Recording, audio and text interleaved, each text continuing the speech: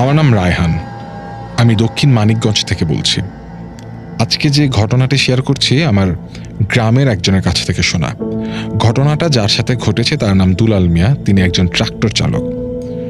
ঘটনাটি দুলাল মিয়া যেভাবে বলেছে আমি ঠিক সেভাবেই সেই ভাষায় বলার চেষ্টা করছি। আমি দুলাল মিয়া, আমি ট্রাক্টর চালাই। আমি একজন ট্রাক্টর চালক, বলে রাখা ভালো আমি একমাত্র ট্রাক্টর চালক আমাদের গ্রামের ভেতরে। তো এই কারণে আমার কাজের চাপও অনেক বেশি থাকে। আমার কাজের চাপ যেহেতু অনেক বেশি, সেহেতু আমার দিন এবং রাত দুই বেলাতেই ট্রাক্টর চালাতে হয়। আমি 2009 সাল থেকে এই পেশায় আছি, কিন্তু 2015 সালে আমার সাথে ভয়ঙ্কর একটা ঘটনা ঘটে, যেটা ভোলার মতো নয়। আমার সাথে ঘটনাটি যেদিন ঘটে সেদিন আমি চিন্তা করেছিলাম সন্ধ্যা 7টা থেকে রাত 1টা পর্যন্ত ট্রাক্টর চালাবো এবং পরে আমি বাসায় চলে যাব আর ঘুমাবো। সন্ধ্যা 7টার দিকে আশেপাশের সবাই যার যার মতো বাসায় চলে যায় এবং আমি একাই শুধু খেতে ট্রাক্টর চালাচ্ছিলাম। কেন জানি সেদিন একটু বেশি অন্ধকার মনে হচ্ছিল। আমার মনে হয় সেদিন অমাবস্যা ছিল, এজন্য হয়তো।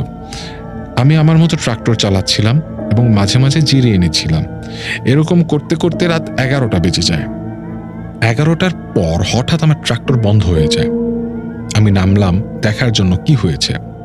কিছুই বুঝলাম না কি হয়েছে। পরবর্তীতে আমি যন্ত্রপাতি আনতে গেলাম ট্রাক্টরের কি হয়েছে ভালোভাবে দেখার জন্য।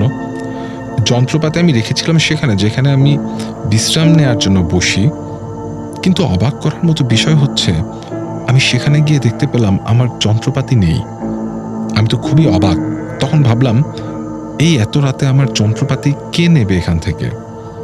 আমি একটু আশেপাশে আমার মোবাইলের আলো ধরি এবং আমি আমার আবছা হালকা আলোতে একটু দূরে কি যেন দেখতে পেলাম। দেখে মনে হচ্ছিল কোন এক মানুষ সাদা কিছু পরে বসে নিচের দিকে মুখ দিয়ে কিছু একটা করছে।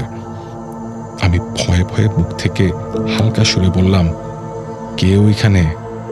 কোনো উত্তর পেলাম না। আবার বললাম, কেউ এখানে? আবারও কোনো উত্তর আসলো না। আমি এরপর একটু দেখার জন্য আগাচ্ছিলাম এক পা দু পা করে। যখন ওই সাদা কাপড় পরার জিনিসটার কাছে পৌঁছলাম, নির্বাহ করি। এই ছিল ঘটনা। ভূত কথা। আপনার নিজের ভৌতিক অভিজ্ঞতাগুলোকে অন্যের কাছে পৌঁছে দিতে আপনার ঘটনাটি আমাদেরকে লিখে পাঠান রেডিও ফুর্তির অফিসিয়াল ফেসবুক পেজে মেসেজ করে অথবা অডিও ক্লিপ রেকর্ড করে। আমাদেরকে ইমেল করেও পাঠাতে পারেন ভূতকথা@radiofurti.fm।